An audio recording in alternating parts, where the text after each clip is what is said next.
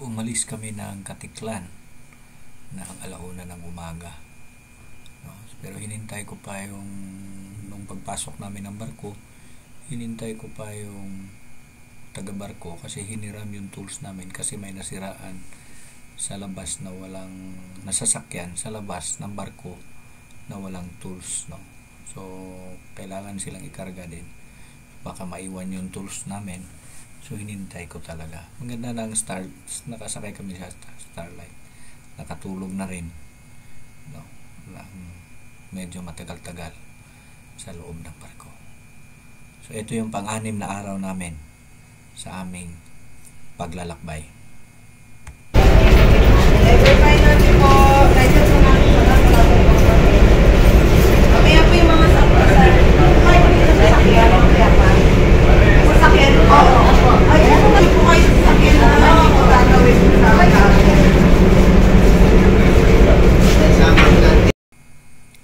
hanggang sa makarating kami dito sa Rojas, Oriental, Mindoro. And then diretso na talaga papunta ng Calapan. Punta na City Hall, oh.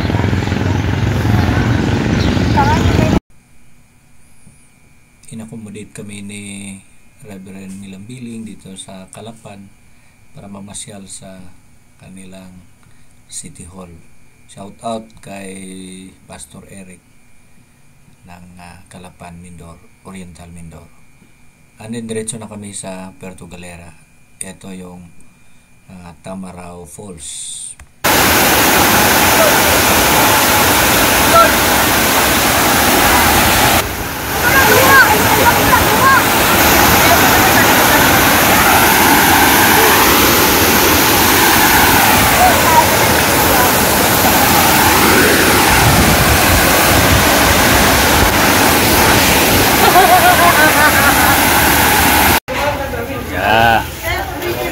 Turista, we're here in Puerto Galera,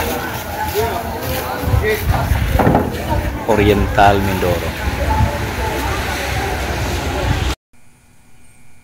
Pasyal-pasyal kami dito sa Puerto Galera Beach. Actually, this is my second time. Pero yung pamilya ko at saka yung kapatid ko, first time nila dito. Actually, gusto ko sanang maligo dito sa Puerto Galera. Kaya lang, sama pa rin yung pakiramdam ko. No? So, next time na lang. Stand tall, never gonna fall. Determination in our eyes, we'll rise above it all. Stand tall with the challenge we face. We stand proud and chase. Actually, ito yung sun sa Puerto Galera. Parang upol din, upol.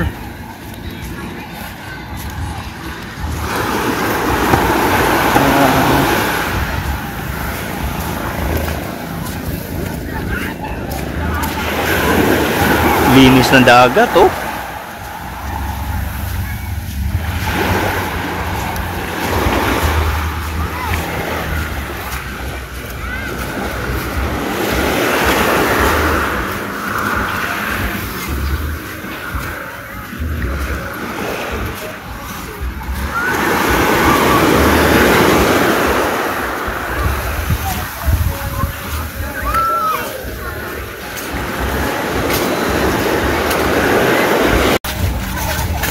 Daghan din yung mga rides ba?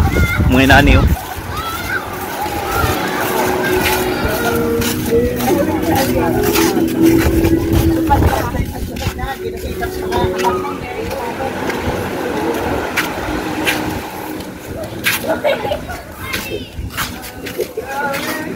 Mga turista, oh. Very hot in Puerto Galera. Okay, oh.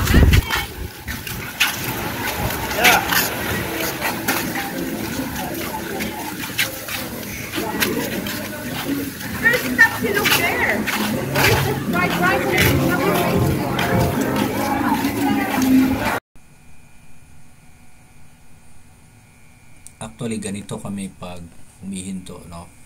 Kahit saang lugar, na pag inaantok ako, ganyan ang tulog. Pag medyo mahaba yung panahon, sa likod ako natutulog. No? So, dito rin, makikita natin yung mga kasamahan ko kung paano kami matulog. No? So, ganyan yung sitwasyon namin.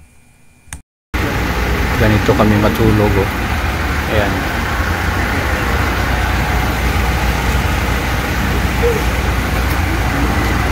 Ayan, oh. Naka-plaster na yung isa. From every setback, we find strength to attack. Oh yeah.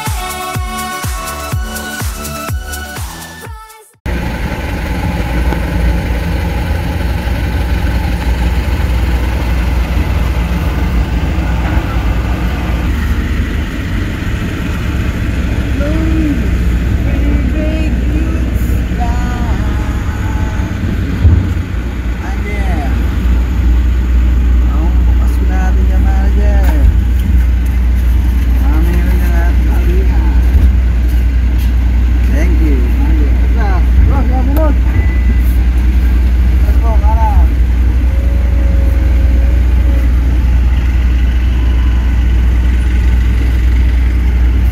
Kaliwa nyo para tumama sa lubid. Kaliwa po.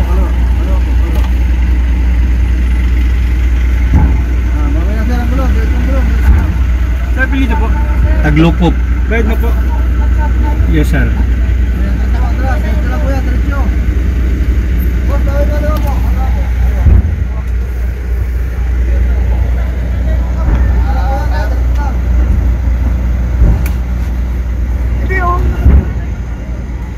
Okay, diretso ko lang sir.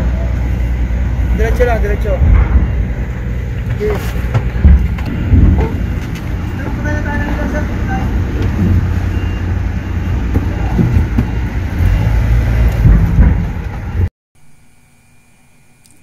Galing ng Puerto Galera, bumalik kami sa Calapan actually. Kasi hindi kami makasakay doon.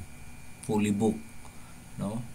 The next day pa ang alis ng barko. So bumalik kami sa Calapan para papuntang Batangas. At saka maraming barko dito. No? Kaya lang, umabot kami actually ng mga 6 hours, no? Kasama na yung paghihintay doon. Tsaka first time na namin nakapasok ng mall sa biyahe namin doon sa Calapan habang naghihintay ng makakuha ng ticket at yung barko. Rise up, we gonna climb up the top. Rise up, elevate and never stop. Claim it. Rise up, claim it. We light the spark within. We gon' win, yeah.